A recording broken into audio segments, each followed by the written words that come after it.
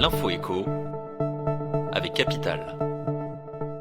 On commence avec l'info pratique Capital. L'année s'annonce sous de bons auspices pour l'emploi des cadres. En 2019, les prévisions d'embauche pour cette catégorie de salariés sont orientées à la hausse selon l'Association pour l'emploi des cadres. Entre 270 700 et 292 000 cadres devraient être recrutés dans les mois qui viennent. Un chiffre en progression par rapport à 2018. Parmi les secteurs les plus demandeurs, les services, l'industrie, la construction et le commerce. En termes de fonctions, les postes en informatique et en études, recherche et développement devraient représenter 4 recrutements sur 10. Capital vous livre en détail les fonctions et les secteurs qui vont donc le plus recruter cette année. On passe au chiffre du jour, 0,25%, c'est la médiocre rentabilité affichée par le film Braqueur d'élite, produit par EuropaCorp, la société de Luc Besson, et ce d'après la revue Le Film Français. Il faut dire qu'avec seulement 47 000 entrées en France pour un budget de 66 millions d'euros, ce long métrage ne restera pas dans les annales du cinéma. Au sommet du classement des films qui se sont avérés les plus rentables en 2018, on retrouve une comédie romantique, L'amour flou.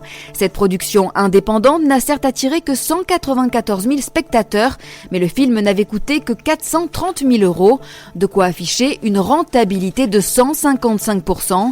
Selon le magazine, un film réalise une performance honorable à partir du moment où il atteint un taux d'amortissement de 25 à 30%.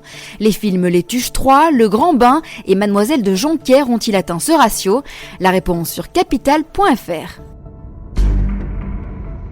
Le coup de gueule du jour est poussé par Antoine Autier du service des études de l'UFC Que Choisir. D'après une enquête de l'association de consommateurs, près de 30% des logements neufs vendus sur plan sont actuellement livrés avec du retard. Pour les acheteurs, ces dérapages sont d'autant plus préjudiciables que les promoteurs se déchargent le plus souvent de toute responsabilité. Retrouvez ce coup de gueule dans le dernier Quand rendez-vous de l'immobilier, l'émission de radio de Capital consacrée ce mois-ci à l'immobilier neuf. Et pour finir, une question que vous vous posez sûrement en découvrant un aliment périmé dans votre frigo. Puis-je le consommer si la date limite est dépassée? Chacun de nous jette en effet 155 kg de nourriture à la poubelle par an. Pourtant, certaines denrées pourraient encore être utilisées, et ce même au-delà de leur date de péremption. Ainsi, les yaourts, les jus de fruits et les œufs ne présentent guère de danger à être mangés hors délai. A contrario, ne vous risquez surtout pas à consommer du steak haché ou bien une mousse au chocolat au-delà de leur date limite de consommation.